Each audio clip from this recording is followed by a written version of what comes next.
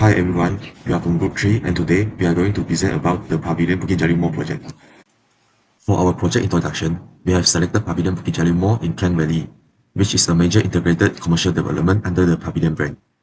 The project features a large shopping mall supported by surrounding components such as retail spaces, dining outlets, entertainment facilities, and connected developments, making it a high-traffic urban destination. Because of its large scale and public-facing nature, the project involved many stakeholders, including the client, consultants, contractors, authorities, tenants, and the public. Therefore, successful delivery requires strong project management to coordinate multiple threats and work zones effectively. So now we are going to share about the project management plan of Pavilion Bukit Jalil. So now I'll present about the project charter. What is a project charter? It's a formal document that officially start a project and give authority to the project manager. It also acts as a reference guide throughout the project. The purpose of the project charter are define what the project is, explain why the project is needed, and identify who is responsible. Next, why is the project charter is important? Because it can convert an idea into an approved project and ensure the alignment with the organization goal. It also can clearly define the project objective and scope. Next, it also can prevent the confusion and unnecessary change. Lastly, the project charter can identify the key stakeholder, raise, and the constraint. Here is the project charter that our group do for the Pavilion Bukit Jalil Mall project. The project name is the Pavilion Bukit Jalil Mall Development, and project manager is the Pavilion Project Management Team. The project description is this project is a large-scale commercial shopping mall in Bukit Jalil, Kuala Lumpur, and built by Maldons Berhad. This project is around 1.8 million square feet with over 600 stores and aims to support the local economy, tourism, and job creation. This project is also focused on the quality, cost control, and timing cooperation. Lastly, this project is used the sustainable future. So for the project scope, we have the design and construction of shopping mall, MME system installation, interior finishes and external work, lastly, testing, commissioning, and the final handover to the client. For the milestone schedule, we have the project approval and design concept around Q1 year 2016, groundbreaking and the site work around Q2 year 2017, structural completion around Q4 2019, finishing and also the M&E installation around Q1 2020 until Q3 2021, and for the testing and commissioning we have around Q4 year 2021, and lastly officially grand opening on December year 2021. For the project budget, the estimate cost is around 1.2 billion ringgit Malaysia.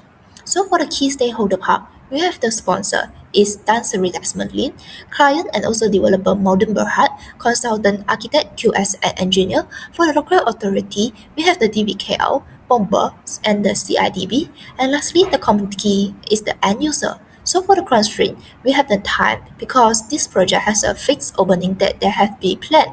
So, and then that's for the clause is the strict budget control. Lastly, the scope that the team must follow the approved plan such as the design plan.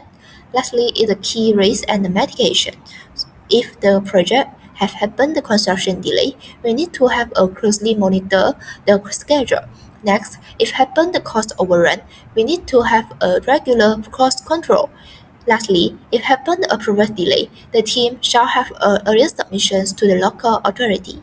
A project organization chart is a visual diagram that shows the structure of a project team, in ensuring that every stakeholder understands their position and scope of responsibility. The main purpose of project organization chart is to clarify roles and responsibility. It improves the communication efficiency and also lastly support project control and accountability.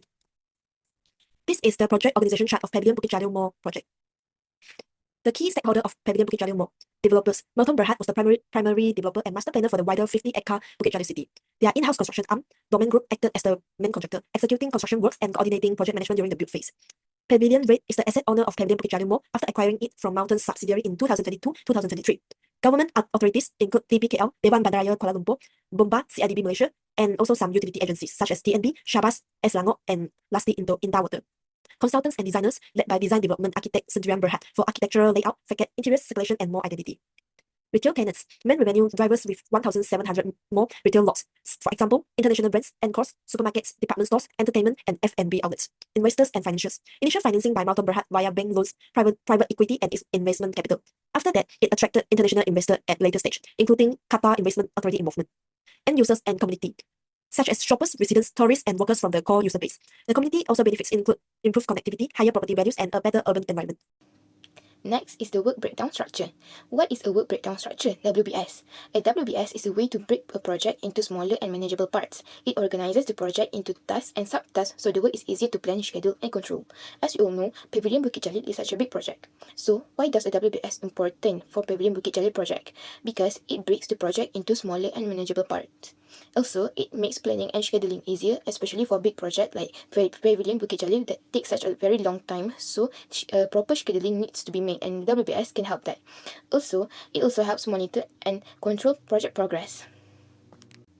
Here is the work breakdown structure, WBS, of construction of Pavilion Bukit Jalil. The construction of Pavilion Bukit Jalil is break into 11 manageable parts, and the 11 manageable parts is further organized into the subtasks. So the first one is project initiation, continue by the design and planning, site preparation, substructure works, superstructure works, building envelope, M&E services, interior works and finishing, external works, testing and commissioning, and last but not least, handover. All right, we move on to the next slide, which is about site layout. To start, the site layout is an essential aspect of any construction project. It ensures smooth construction, worker safety, and also effective coordination of activities. For the Pavilion Bukit Jalil Mall project, the site layout needed careful planning, especially given the large scale of the project. My role was to design the site layout while considering factors such as space allocation for temporary structures, material storage, crane placement, and also the movement of traffic on site. The objective of the site layout were to enhance construction efficiency by minimizing the distant material need to be transported. And next, to ensure safe movement of people, vehicles, and also equipment across the site. Move on to the next objective, which is to allocate enough space for temporary structures and material storage. Last one, which is to adhere to safety, environmental, and also legal regulations. Okay, move on to the zoning and facility arrangement. The layout was divided into 4 key zones. First one, which is central zone, is where the main building is located, and it's where most of the structural and architectural works takes place. We positioned 2 tower cranes here, ensuring they could cover the entire building area. The operating radius of the cranes was carefully considered so that materials could be lifted and placed efficiently. Next one, which is inner zone, surrounds the central zone and lies within the crane's operational range. Here, we designated areas to temporarily store materials such as formwork and reinforcement bars. These laydown zones are strategically placed to minimize manual handlings and improve efficiency by reducing the distant material need to be lifted. Move on to the third one, which is outer zone, houses facility like carpentry, formwork storage, and also workshops. This zone is positioned away from the main construction area that to avoid disrupting key activities, but still allow quick access to necessary materials. Lastly, the neutral zone, which is located close to the site entry points. It contains important facilities such as the site office, first aid rooms, bathrooms, and also the concrete batching area. These facilities were placed near the entrance for easy access and to improve site safety management. For the key features, we do have emergency assembly point and fire lanes for safety purposes, and also define delivery and traffic routes to avoid congestion and improve coordination. Now let's discuss access, traffic circulation, and also the key constraint of the site layout. For first, access and traffic, we ensure that the site has clear access points and delivery routes to prevent congestion. Temporary access routes were set up around the site perimeter to allow construction trucks and deliveries to move efficiently. Fire lanes were also incorporated into the layout, ensuring that emergency vehicle could easily access the site when needed. Move on with the key constraint. There are a few challenges in designing the layout. The fixed site boundary limited the space available for both construction activities and also temporary facilities. This required careful zoning to make the best use of available space. Additionally, the tower crane coverage was a key constraint also, as it determined where material could be stored and also lifted from. We also had to account for safety and emergency needs, ensuring that the fire lanes, emergency access routes, and also assembly points were always clear and accessible. In conclusion, the design of the site layout focused on maximizing efficiency while ensuring safety and meeting all legal and environmental regulation. Now is task 3 about the project plan evaluation. We will analyze the different project plan that made by each group member from the different aspects. Firstly is the part 3.1 project duration and scheduling. The purpose of this analysis is to compare the project duration and schedule prepared by each group member and to evaluate which schedule is the more realistic from the project. So why is it important? The proper scheduling can help to control the time and cost and to reduce the construction rates and also improve the project monitoring. Here is the table showing the combinations of the project duration and scheduling. From the table, we can see the different start date and the finish date from each group member and also the duration. So for the longest duration is member A is 2,112 days and for the shortest duration is member D 1,285 days. Here is the identifications of the different. Firstly is the start and finish day different. Each member selected the different projects that they ranging from year 2014 to year 2015 and the difference in the start date will cause the variation in the overall project duration.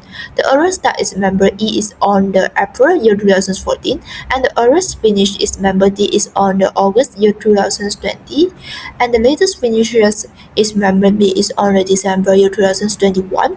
For the buffer and the float time, the member A has the high buffer so that it will be a safer but the longer duration. And for the member D, it have a variable buffer so that it will cause a high rates. For the member B and E, they have a moderate buffer so that it will have a balanced schedule. For this member C, it have a controller buffer so that it will make a realistic sequencing. From the duration comparison, as I said before, the member D have the shorter duration and the member A have the longest duration. The difference of the 827 days showing the different scheduling strategy. From the short duration, it will have a fast-track approach, and for long duration, it will have a conservative and a risk-aware approach. So here is the evolution of the schedulism. The more realistic schedule is member A because the duration of about 7 years is suitable for a larger shopping mall and it can reflect the real construction conditions that include the approval delay, weather disruption, and the material and the labor issue. The schedule can also provide a sufficient buffer time for the risk management because a longer schedule with the proper buffer is more realistic. Therefore, the member A schedule can help to ensure a successful project completion. The purpose of task sequencing and dependencies analysis ensure that the construction activities are arranged in a logical, buildable order and reflecting how work is realistically carried out on site. A proper task sequencing helps to enhance schedule realism, constructability, and risk management. After comparing our group members' Microsoft project works, I found that the member C and member D has the most logical modeling because they explicitly show the predecessors links and relationship types of start to start and finish to finish.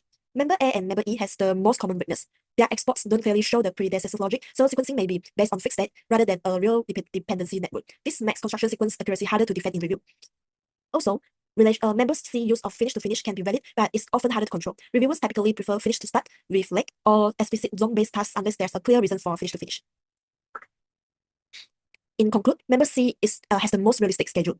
This is because member C is high transparency. Member C works clearly shows the predecessors and relationships types of finish to start, start to start, and finish to finish. Furthermore, member C has the more credible program. The logic is network driven, not just arranged by dates. It making it easier to review and validate. In addition, member C has the correct construction flows. It follows a defensible sequence of substructure, superstructure, and envelope. It's consistent with standard methodology. Meanwhile, Member C also supports the schedule review. It improves the reliability for constructability checks and critical path assessment. However, Member C got a minor improvement area. For example, the uses of several finish-to-finish links, which can be risky at summary level. Hi, in this section, I would like to present about Part 3.3, Resource Allocation and Workload Comparison. The purpose of this analysis is three main things. First, to compare how each member planned manpower, equipment, and materials. Second, to identify any resource over allocation and explain what caused it. And third, to decide which schedule is the most efficient and practical for real construction delivery. It is important because a proper resource allocation can improve schedule realism, supports constructability and risk control, and also maximize efficiency and productivity. Moving to slide 3.3.1, this table summarizes the resource setup for each member. Member A has the most compact and site-like resource pool with clear separation of manpower, equipment, and materials. A key strength is that plant is model and the schedule uses a 48-hour per week calendar, which is closer to the actual site working patterns. Member B also looks structurally realistic because plant is included, such as crane-related resources and operator roles. However, the staffing numbers suggest it still needs calibration to ensure resource match the workload demand. For Member C, the resource pool is much larger. With more manpower and equipment resources, this can make the schedule look feasible, but it may also hide real constraints if maximum units are set too high. Member D shows the highest manpower and a heavy amount of material. This helps detailed tracking, but it can also cause material resource to behave like constraints if they are configured incorrectly. Lastly, Member E follows a pool-based approach with fewer visible clashes, mainly because manpower is treated as a large pool, so overloading may not appear even if the plan is aggressive. Next, in slide 3.3.2, identification of resource overloading, we focus on what triggers overloading. In Microsoft project, overloading happens when assigned units exceed maximum units during overlapping tasks. The most affected case here is Member B, where overloading is likely caused because maximum unit is too low compared to the amount of concurrent work assigned. So when tasks overlap, the software sums the workload and the resource become overallocated. We also highlight the idea of hidden overload. Some schedules may look smooth because they use large pool resource, meaning max units are very high. In this situation, overloading warnings rarely appear, but it can be misleading because it assumes labor is always available and may hide real constraints like limited supervision or subcontractor crew availability.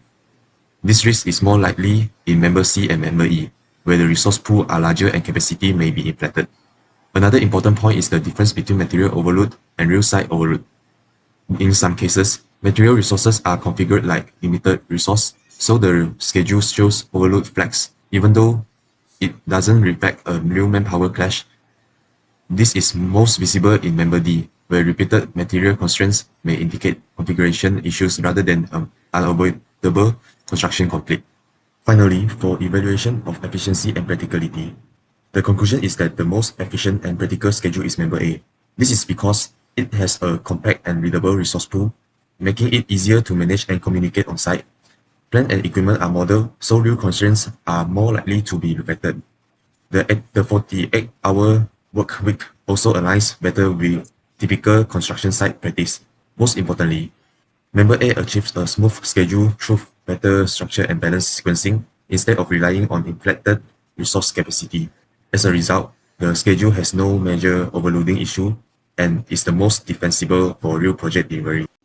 Next, we will move on to the critical path analysis and evaluation of project monitoring and control of each member of Group 3. The first member is Member A, Michelle Yu Jai-jun. So here is the identified key milestone in her project. It is found that Member A's project has all activities with zero total slack, which means every task is critical and the whole project itself forms the critical path.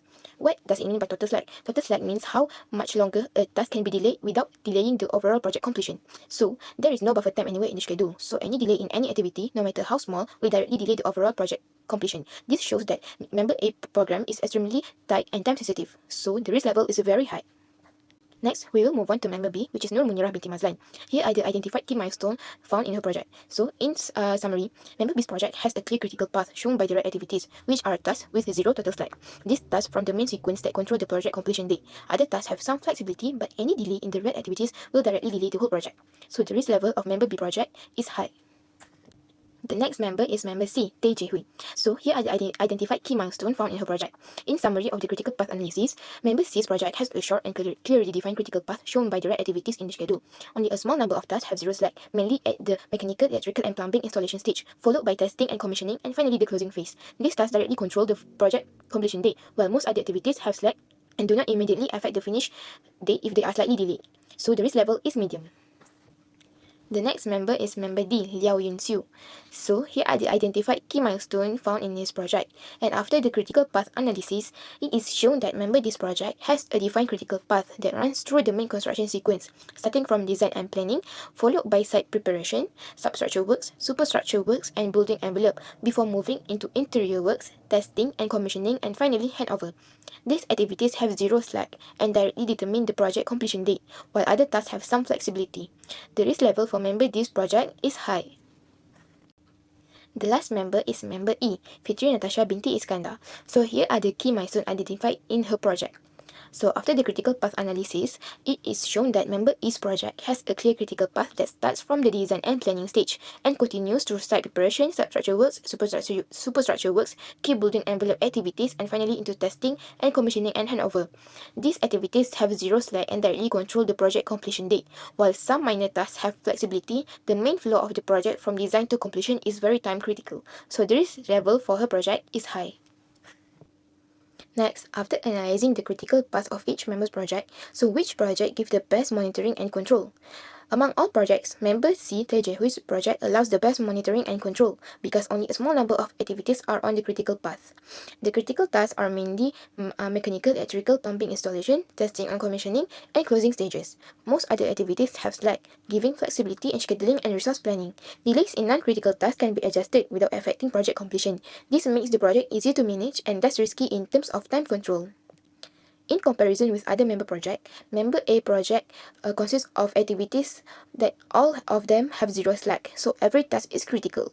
The whole project is the critical path, so there is no buffer time in the schedule. So any small delay will delay the whole project, resulting in monitoring and controlling very difficult and requires strict supervision. Next is member B project. Monitoring and controlling are difficult because many activities must be watched at the same time. The project team needs to focus on several critical stages simultaneously, so delays are harder to manage because there are fewer flexible options. So strong coordination between trades is required, and frequent schedule updates are needed to avoid delays. Next is member D project. Member D's project shows that monitoring and controlling are moderately difficult. Focus is mainly on the main construction stages and final testing. Some activities have flexibility, so small delays can be managed. Project tracking is still important but more manageable than very tight schedules. So coordination is needed, but there is some room to adjust the schedule. The last but not least is member E projects. Member E project shows that monitoring and control are moderately to highly difficult. Many major stages must be closely monitored. The critical path is long from early works to handover. Delays can easily affect the final completion date. Limited flexibility is available to recover from delays. Next, we will be evaluating different project plans based on several key factors, which is project duration, scheduling, task sequencing, and also critical path. First of the key factor, which is project duration and scheduling. Member A offers a 7-year duration, which is the most realistic and allows for proper risk management. Member B has a shorter duration, but it doesn't provide enough buffer time, while member D's aggressive schedule raises concern due to limited room for delays. Member C, on the other hand, strikes a balance with a control float, making it the most flexible, and member E starts early but lacks of clear task sequencing.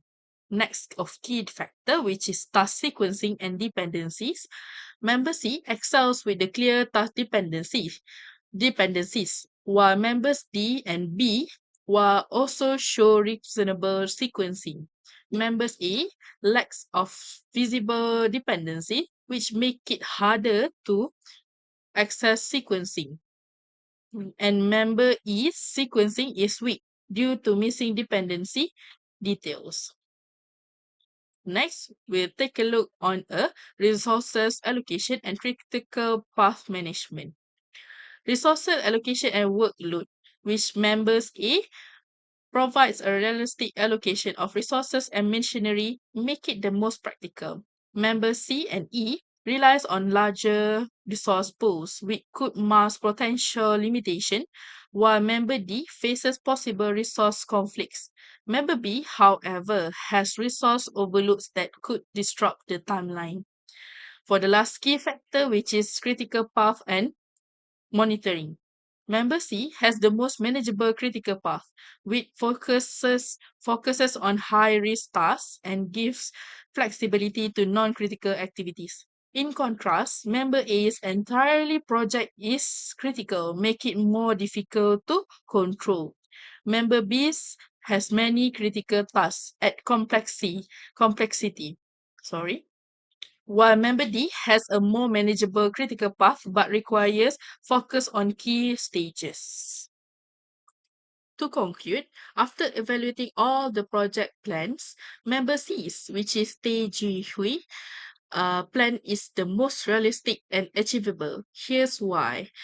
In terms of technical justification, Member C, which is Tei Ji Hui, uses a very well-defined dependency structure with various relationship types, enabling accurate critical path analysis. This is contrasted with member A, whose lack of dependencies complicates scheduling, and member B's of reliance on parallel tasking, which risks conflicts. In terms of critical justification, member C Member C's approach allows flexibility in managing non-critical tasks while ensuring that high priority tasks are closely monitored. Unlike a member A's rigid schedule, which leaves no room for delay, or member B's of complex monitoring needs. Member C's balanced plan offers the right combination of control, adaptability, make it the best choice.